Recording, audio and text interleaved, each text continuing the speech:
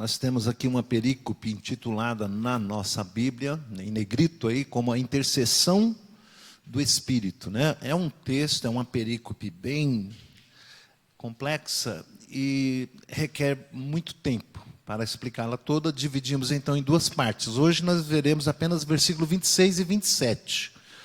Diz assim a palavra do Senhor: também o Espírito semelhantemente nos assiste em nossa fraqueza, porque não sabemos orar como convém, mas o Espírito intercede por nós sobremaneira com gemidos inexprimíveis.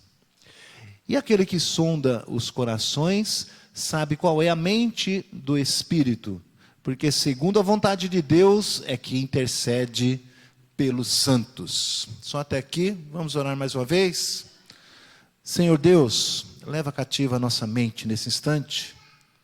Rogamos, ó Deus, que Tu nos sustente na Tua presença, que a Tua palavra sendo ministrada e meditada possa falar alto aos nossos corações, de forma que compreendamos as Tuas maravilhas, aquilo que Tu tens para nos dizer nessa noite, em nome de Jesus, amém. Muito bem, queridos, a nossa introdução com uma breve retrospectiva, né? Mas bem breve desta vez, fica atento. Veja que nós estamos então falando a respeito da atuação do Espírito Santo nas nossas vidas. O Espírito Santo atuando de maneira extraordinária, maravilhosa, tremenda. Não me diga que o presbiteriano não crê no Espírito Santo, na ação do Espírito Santo. Estamos na quinta mensagem hoje, falando a respeito da atuação poderosa do Espírito Santo na vida do ser humano, para a sua santificação. Qual é a relação do novo nascimento? Qual é a relação? Primeiro vimos com a lei, agora a relação com o Espírito Santo. Ele atua em nós com poder. Temos visto isto ao longo das mensagens pregadas, e a sua atuação é bem ativa, gerando efeitos maravilhosos em nós, salvíficos, preocupado com a nossa eternidade, com a nossa salvação, com o nosso resgate. Então estamos agora na quinta mensagem, o quinto efeito da atuação do Espírito Santo. E este quinto efeito da atuação do Espírito Santo é o tema da nossa mensagem nesta noite. Qual seja? O quinto efeito é a unidade do Espírito em nós. Como ele se propõe a ser um conosco. Esta unidade é uma atuação maravilhosa, poderosa do Espírito Santo, de tal forma que ele influencia a nossa vida, o nosso pensamento, a nossa decisão, nos guiando. E aí, diante do texto que lemos, atua de uma maneira tal nesta unidade, que até na nossa intercessão, é Ele quem nos auxilia, é Ele quem nos ajuda, é Ele quem consegue nos dar direcionamento nisto. Porque a oração é uma luta. Quem disser que não é, me perdoe a franqueza, está mentindo, né? A gente tem dificuldade, tem que parar tudo. A hora que você consegue parar tudo, e se até entra em reclusão para orar, ainda assim os pensamentos vêm a milhão, e vem outra coisa, e outra, quando você vê, você não está orando a nada, está com os pensamentos vagueando, perdido. Espera aí, mas eu não estava orando? Isso quando não dorme, né? É uma guerra, uma luta. A oração é algo tremendo, maravilhoso para nós, todavia, nós não nos damos bem com isto. Nós acabamos fugindo, até mesmo desperdiçando esse benefício tão maravilhoso, né? Então, o apóstolo Paulo disse que a criação está gemendo. Lembram disso? A criação está gemendo. Não somente a criação, mas nós também gememos, esperando, ansiando aquele dia. Aí o versículo 26 começa dizendo: também o Espírito está gemendo por nós. E em cima desta afirmação, que nós podemos perceber este efeito da atuação do Espírito. O Espírito atua fazendo-se um conosco, sentindo a nossa dor, sentindo a nossa necessidade, e Ele nos revela a sua unidade. Neste pormenor, desse pormenor enorme, o Espírito Santo, um conosco, dentro de nós, agindo em nós, por nós e através de nós. É uma unidade maravilhosa. De que maneira Ele nos revela esta unidade? De que maneira a palavra de Deus nos revela? A primeira maneira que nós veremos nesta noite, versículo 26, também o Espírito, semelhantemente, nos assiste em nossa fraqueza. Semelhantemente é o quê? É os versículos 24 e 25, que nós vimos a semana passada. Na esperança fomos salvos. Quer acompanhar aí? Só voltar 2 versículos para trás. Ora, esperança que se vê, não é esperança. Pois o que alguém vê, como espera? Mas se esperamos o que não vemos, com paciência aguardamos. Ainda mais o autor da carta aos Hebreus assevera dizendo: ora, a fé é a certeza de coisas que se esperam, a convicção de fatos que se não veem. Então nós temos, todos nós, tá? Não é privilégio meu nem seu, todos nós temos uma dificuldade muito grande, uma dificuldade imensa, pelo fato de sermos salvos pela esperança e não pelo que se vê. É crer em promessas que haverão de se cumprir. É assim como Abraão sacrificando seu filho, né, Daiane? Abraão sacrificando seu filho, pensando: se Deus prometeu que este filho é o filho da promessa, e que vai se cumprir nele todas as promessas que ele fez, e está mandando eu sacrificá-lo, então, qual que é a lógica disso? Então ele não é um Deus verdadeiro. É isso que Abraão creu? Então, ele não é capaz de cumprir a promessa, está mandando eu sacrificar um menino e diz: você que sacrificou. É isso que ele pensou? Não. Ele pensou: se é o filho da promessa e está mandando sacrificá-lo, é porque ele é poderoso para ressuscitá-lo e cumprir o que prometeu. Uma fé contra a esperança. E vai além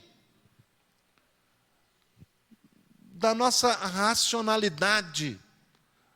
Não que a fé não seja racional, ela é muito racional, porque o nosso Deus é inteiramente racional, inteligível, e nos fez capazes de compreendê-lo e reconhecê-lo. Todavia, nós revoltados não queremos sabê-lo.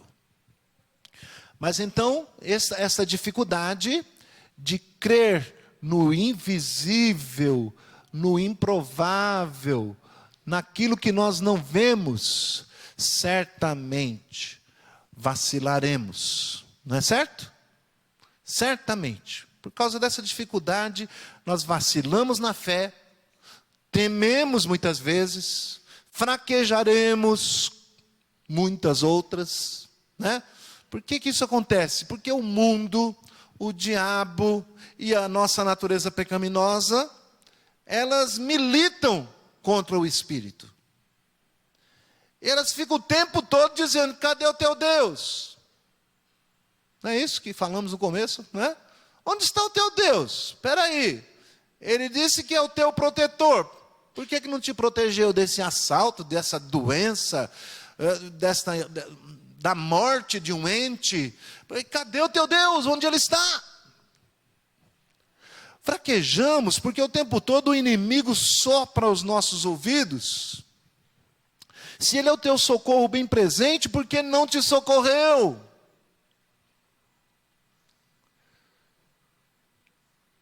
Ele torce, como desde o princípio, a palavra de Deus. Torce e a gente fica assim à mercê do que ele diz, à mercê do que ele propõe. A gente fica meio que cego, né? Ele torce a palavra de Deus e nos mostra as coisas visíveis, as palpáveis, como se isso fosse a realização, a concretização da nossa fé. Mas parece que a palavra de Deus, a despeito de tantos improváveis, né? A despeito das tentações, das seduções, das controvérsias do inimigo, a palavra de Deus está nos dando aqui a confirmação clara da doutrina da perseverança. O Espírito Santo se torna de tal forma um conosco, que ele não só trouxe luz à nossa mente, não só trouxe vida para que o ouçamos, não só nos convenceu do pecado e do juízo, né? Mas também ele nos sustenta. Às vezes, na minha caminhada, estou falando aqui por mim, cada um pense por si, eu pensei em desistir. Não é possível. Como é que pode? Está escrito isso e acontece assim? Acontece o contrário? Não é? Mas uma força maior, esta unidade, o Espírito Santo em nós, entra em nosso socorro, em nosso auxílio, e mesmo diante dos nossos gemidos, das nossas agruras, das nossas dificuldades, o Espírito Santo nos socorre. Também, olha só o que diz o versículo 26, o Espírito Santo semelhantemente nos assiste em nossas fraquezas. Ele não nos abandona, não nos deixa só. Palavra, promessa do nosso Senhor e Salvador Jesus Cristo: não vos deixarei só, enviarei o meu Espírito, né? Ele é o Consolador, Ele é quem convence do pecado e juízo, Ele é quem sustenta a nossa fé, Ele é quem nos dá a perseverança. Dependesse das nossas forças, rapaz, há muito teríamos deixado o caminho santo e deixado o Senhor, né? Mas Ele nos socorre em nossas fraquezas, porque é um conosco, sente as nossas dores conosco, está presente nas horas das tribulações. E o Senhor Jesus em nenhum momento prometeu que nos livraria das tribulações, antes que nos socorreria nelas, né? Estaria conosco. Tende bom ânimo, eu venci o mundo. Mas o nosso ânimo é tão fraquinho, que nas nossas fraquezas, se não fora o Senhor que estivesse ao nosso lado, Israel que o diga, Israel que o diga, bendito seja o Senhor. Ele demonstra assim esta unidade, Ele está sofrendo, gemendo conosco, nos socorrendo, nos auxiliando, nos assistindo. Não é assistindo de camarote, não. É assistindo em assistência, dando a assistência, o sustento, cuidando, segurando em nossas mãos, sentindo como se fosse consigo, gemendo as nossas dores.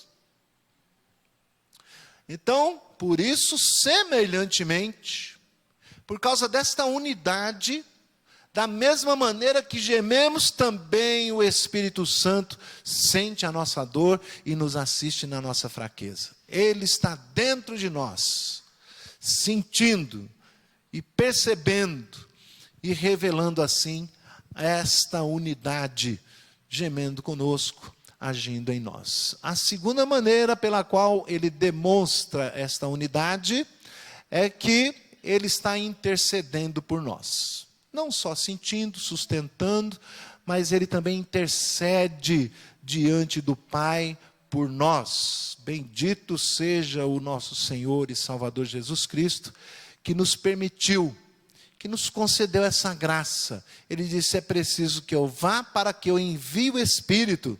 É importante, sem o qual seria impossível.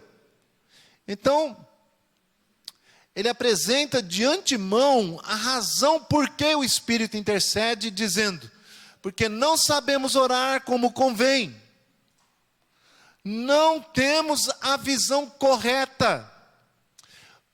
Quando nós olhamos para a carta de Tiago, nós vemos algo semelhante. Tiago é duro conosco, uma exortação bastante firme.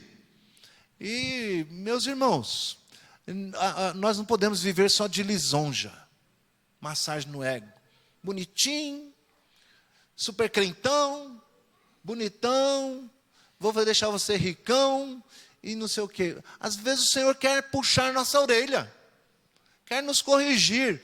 Então Tiago fala com firmeza: cobiçais, ou seja, você deseja muito mais do que precisa, cobiça e nada tem, matais, invejais e nada podeis obter, né? Por causa da cobiça, se mata, se inveja e nada pode obter. Viveis a lutar e a fazer guerras, nada tendes porque não pedis. Ele está dizendo, em outras palavras, nada tendes porque não oram. Eis aí uma verdade. Eu não sei quanto a você, mas eu fico envergonhado. Quão pouco eu oro. Não sei, talvez você está sustentando a igreja em oração. Bendito seja o Senhor e sustente você assim. Mas nós precisamos orar mais. Nós precisamos buscar mais ao Senhor. Um dos maiores parâmetros que nós temos é o Senhor Jesus. Um dos maiores não, né? O maior. Sendo Ele o próprio Deus, o Filho de Deus, não cessava de orar. Em comunhão constante com o Pai, nos momentos de maior decisão, de maior importância, lá estava Jesus se retirando para orar. E nós? Ai, ai, ai. Aí Tiago continua o seu puxão de orelha. Nada tendes porque não orais. E quando ora, ora errado. Pedis e não recebeis, por quê? Pedis mal. Para quê? Para esbanjares nos seus próprios prazeres. No que isso está em comunhão com o que o apóstolo Paulo está falando na carta aos Romanos? Nós não sabemos orar como convém. Não ore, quando ora, pede mal. Para obter coisas visíveis e palpáveis. Enriquecimento, a saúde, né? E em vez de se preocupar com as coisas espirituais, as coisas concernentes ao reino de Deus, nós que vamos nos constituindo cada vez mais amigos do mundo, queremos mais e mais coisas do mundo, né? Não é assim? Mais e mais.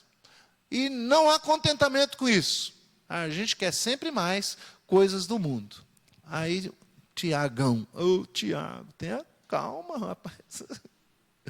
Não recebeis porque pedis mal para esbanjares nos seus próprios prazeres. Infiéis, vocês que ficam pedindo essas coisas, não sabem orar direito. Não compreendeis que a amizade do mundo é inimizade com Deus? Então não lestes que é com ciúmes, com zelo que o Senhor olha para nós? Você está ficando amigo do mundo, automaticamente amigo de Deus. Inimigo de Deus, perdão. Perdão. Não dá para amar dois, né? Ou você ama um e há de aborrecer o outro, ou aborrece a um e ama o outro. Não é assim que a palavra de Deus nos ensina? Então, com este pensamento, nós vemos então, a nossa oração ela é imperfeita. Nós não sabemos orar como convém. Mas aí o versículo segue dizendo: mas o mesmo Espírito, aquele que revelou esta unidade, esta preocupação, esta unidade conosco, também intercede por nós. Ele usa aqui dois superlativos para descrever esta unidade conosco e a sua angústia conosco, né? Que ele está sentindo, a maneira como ele, tendo zelo e ciúmes de nós, nos ajuda então nessa intercessão. A nossa oração é uma coisa louca, né? Incoerente. Então, o primeiro superlativo ele diz: intercede sobremaneira. Sobremaneira quer dizer de uma maneira muitíssimo elevada. É de uma maneira extraordinária, excepcionalmente grande. Os seus gemidos por causa da nossa dor, do ciúme por nós, converte-se em intercessão diante de Deus. De forma intensa, gloriosa. Pai, tem misericórdia dessa criatura.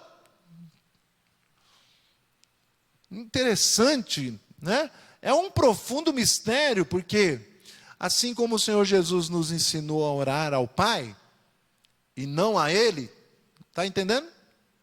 Se você ora a Jesus, há algo errado. Jesus nos ensinou a orar ao Pai. Pai nosso que estás no céu. Não é assim? Em nome de Jesus, porque não podemos entrar na presença do Pai, senão pelos méritos de Jesus, em nome dele. Eu sei, Senhor, eu sei que eu não sou digno de entrar na tua presença, mas o Senhor Jesus me tornou digno, me tornou apto. Então, para de se envergonhar, de temer, porque o Senhor Jesus já te purificou para você entrar na presença do Pai, diante do trono da graça. E aí a palavra está nos dizendo com a intervenção, o auxílio e a orientação do Espírito Santo. A Trindade envolvida na oração. Totalmente. De forma que oramos ao único Deus.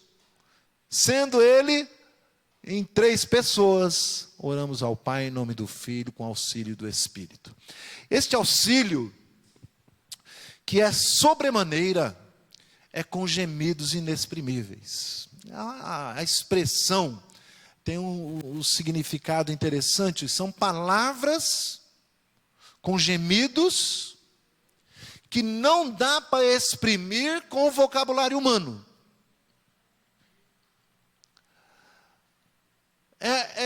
Não se trata de falar em línguas. Não é disso que o texto está falando.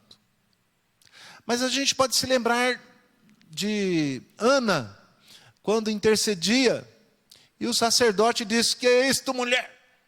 Filha de Belial, está embriagada a uma hora dessa. Não, meu Senhor, eu estou orando a Deus pelo meu filho, para ter um filho, para que ele me atenda na minha oração. Não é assim? E aí diz o texto que ela gemia, ela balbuciava, não dá para entender que ela estava falando, né? E alguém, lendo a respeito do texto, alguém diz que, se você não consegue orar, pelo menos gema diante de Deus. Senhor, eu não tenho palavras, está doendo. Senhor, o que eu vou dizer? Eu temo até de pecar contra ti. O Senhor está vendo a minha necessidade, geme na presença dEle. A sua dor, a sua angústia, a sua tristeza, derrame-se diante do Senhor. Às vezes a gente vai se derramar e chorar na frente de quem não deve. Dá uma segurada. Dá uma segurada. Chora aos pés do Senhor. Ele está pronto a ouvir você. E aí, o que esse texto maravilhoso está nos ensinando? O Espírito Santo gemendo conosco, com gemidos sobremaneira inexprimível, com vocabulário que não dá para se traduzir no vocabulário humano. São, assim, os nossos gemidos unificados ao dele, ao do Espírito, que chegam à presença do Pai. Então, quando Jesus nos ensinou a orar, ele deu um padrão de oração. Não é para a gente simplesmente pegar aquilo como uma reza, repetindo palavras, como Ali Babá e os 40 ladrões diziam, abra-te sésamo, palavra mágica, né? Para abrir a porta. Jesus não estava falando isso aqui, mas ele estava dando um padrão. Três temas da oração se reportam ao Pai, mas pedindo coisas para Ele mesmo, ao reino dele. Outros 3 temas, outras 3 invocações na oração que Jesus ensina, refere-se a nós, né? Se não, vejamos, vamos lembrar aí o Pai Nosso.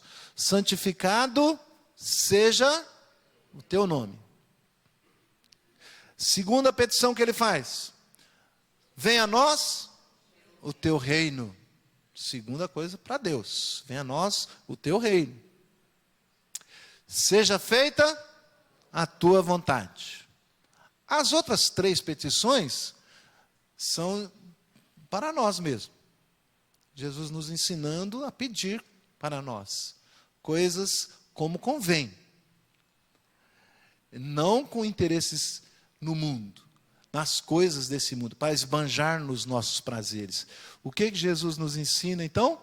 Primeira petição.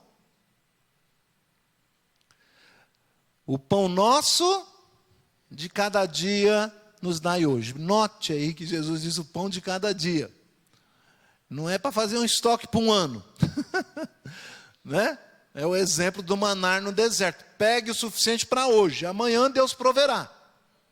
Não é para esbanjar. E como somos esbanjões, não?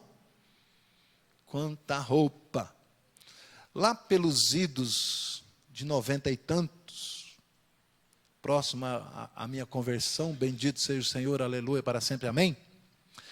Tinha um cântico, eu não lembro qual era o grupo que cantava esse cântico, mas dizia que ninguém pode dormir 2 camas por noite, ninguém pode, eu não sei se vocês lembram desse cântico aí, lembra?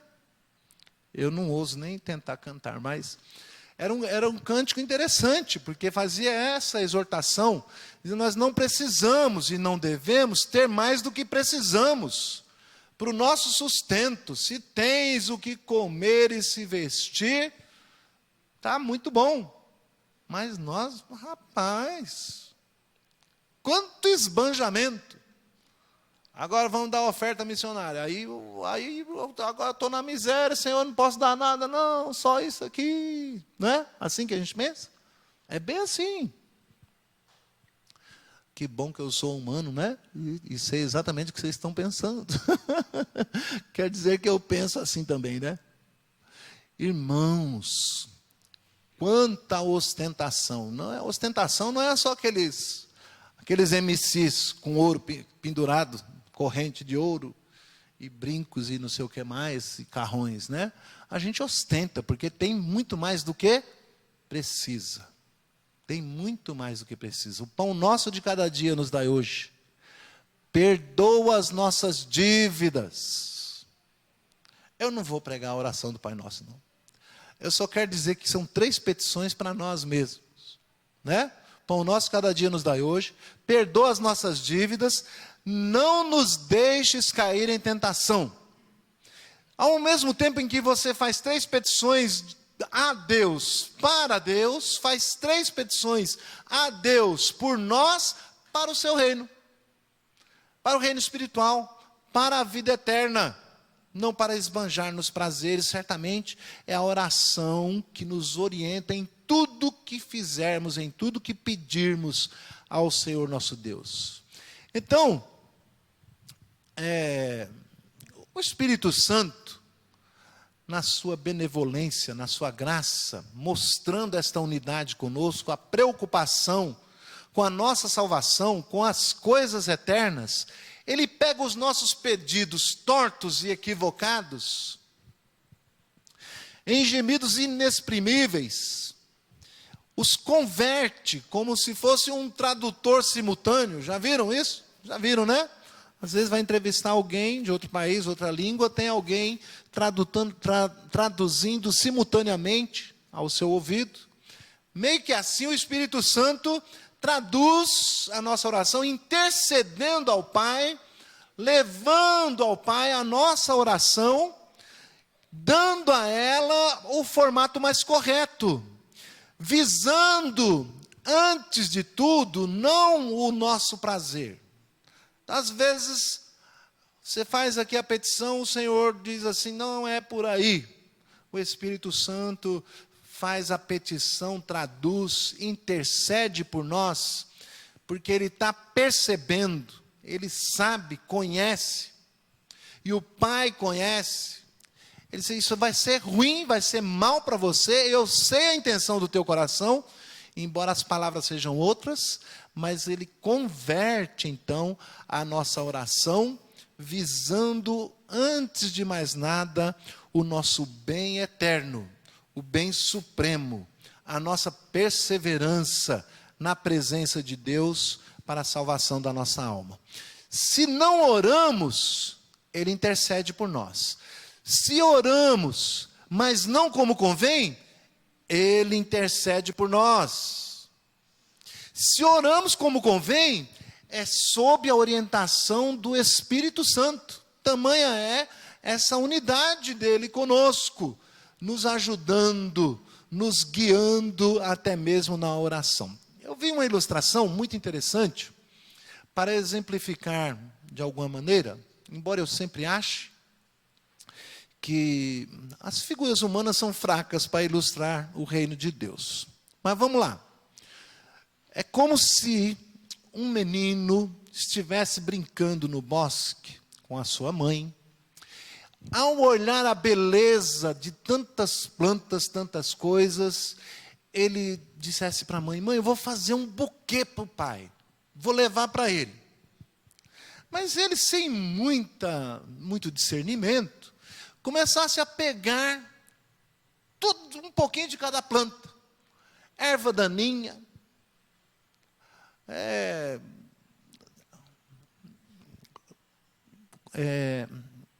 os abrolhos,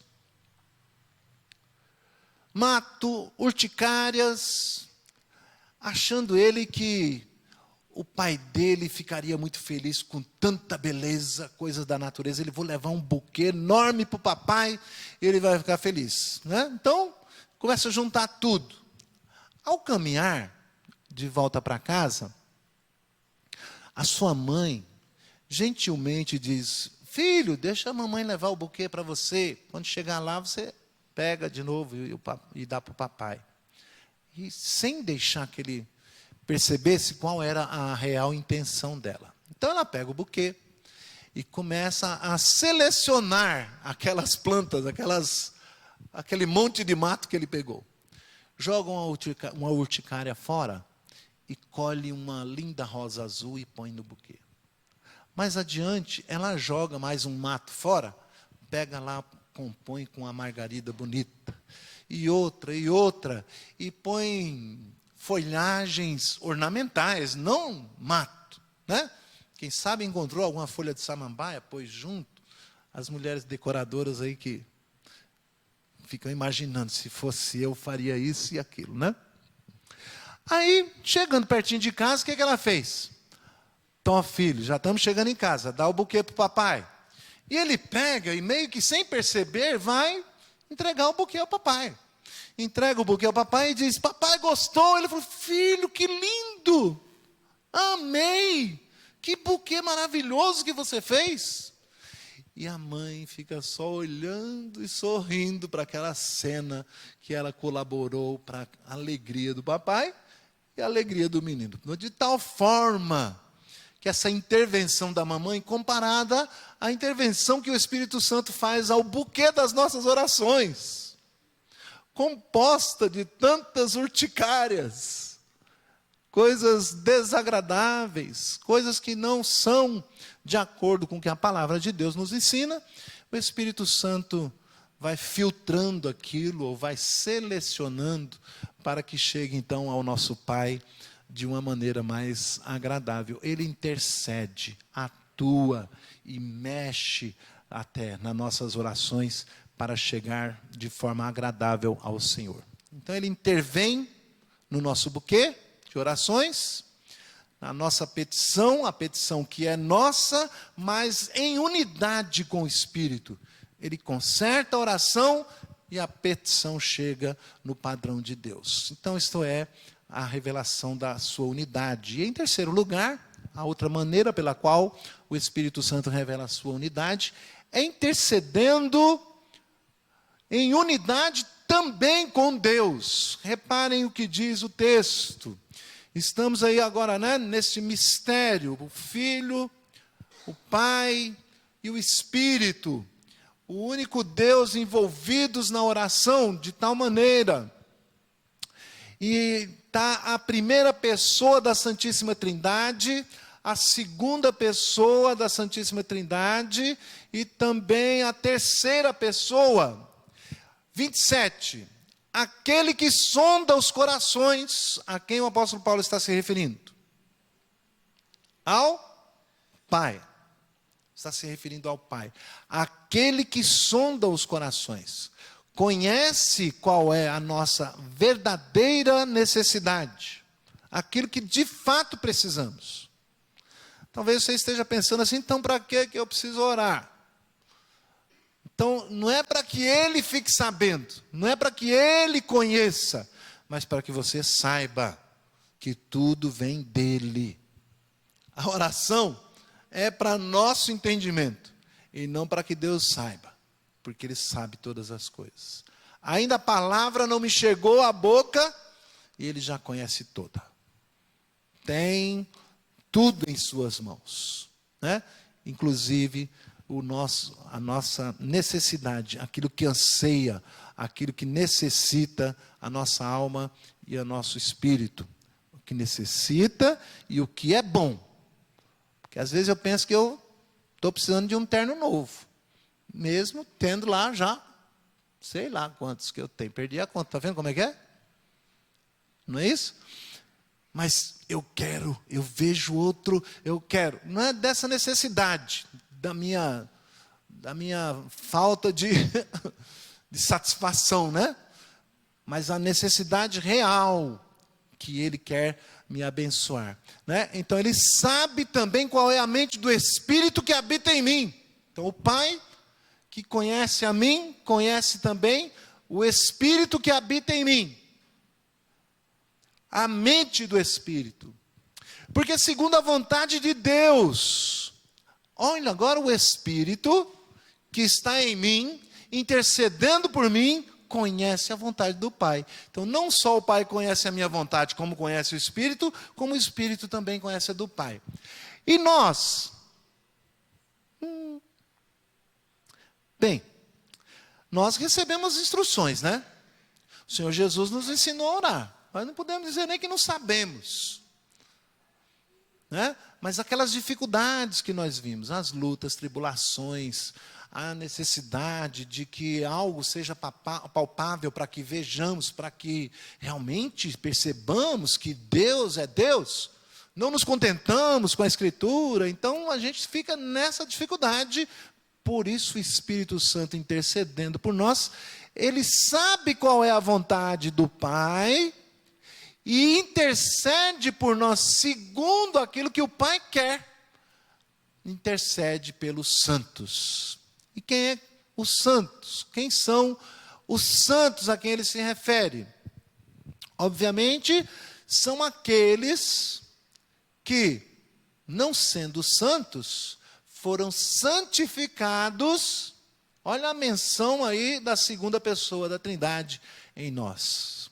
Não sendo santos, foram santificados pelo sangue precioso de Jesus derramado naquela cruz. Todo o preço foi pago. O seu sangue derramado, o seu corpo partido, para que nós tivéssemos então esta qualificação, os santos do Pai. Somos santos em Jesus. E por causa disso, olha que interessante, Ele que é o único Filho, nos enviou o seu Espírito para nos adotar como filhos. Tamanha é a unidade com Deus. Somos um com o Espírito, com o Filho e com o Pai. Estamos definitivamente entrelaçados nesta união, né? Então, por causa dessa adoção, assim como Jesus, também nós podemos clamar Abba, Pai. Quer dizer, Paizinho, Paizinho, me ajuda nas minhas fraquezas. Paizinho, me ajuda na minha necessidade real, verdadeira. Não atenda tudo que eu estou pedindo, por favor. Já pensou? Uma vez os apóstolos disseram, queima eles, Jesus. Jesus disse, rapaz, não sabeis de que espírito sois? Não é? Então, concluindo, meus amados irmãos, nós estamos diante deste mistério maravilhoso. O quinto efeito é a unidade. O Espírito Santo de Deus em nós nos faz um com Deus. Pelo seu Espírito, em nome do Filho, na presença do Pai. Um só Deus, um só Senhor, um só povo, uma só fé, um só batismo. Caminhando nesta unidade, esperando e ansiando pelo dia glorioso da volta de Jesus. Amém, queridos? O que nós podemos tirar de aplicação, de aprendizado? Eu acho que o nosso aprendizado principal para esse texto é que nós não podemos esmorecer de orar. Devemos reconhecer nossas fraquezas, procurar orar cada vez mais e cada vez melhor. Cada vez mais de acordo com a unidade do Espírito, né? Para que não seja tão sofrível, né, a nossa oração, mas que esteja parecido com a oração que Jesus nos ensinou, dando a devida glória a Deus, pedindo aquilo que de fato precisamos, não é?